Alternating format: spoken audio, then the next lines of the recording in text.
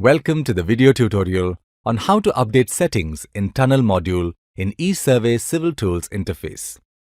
Click on the Settings button to set area calculation layers and other drawing settings. Basic settings. Select the Basic option in Project Settings tree view.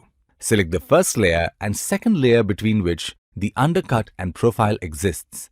Set the default drawing scale CS. CS Layer Settings. In CS Layers option in the Project Settings tree view, you can set the layer visibility, caption, line color, and line type for each layer. Section Display CS Settings. Click on Section Display CS option from Settings tree view. In Section Header and Footer settings, set the prefix and suffix. Select section number and print scale if you want to display it and choose the separator. In Graph, select the horizontal and vertical scale, major axis and minor axis.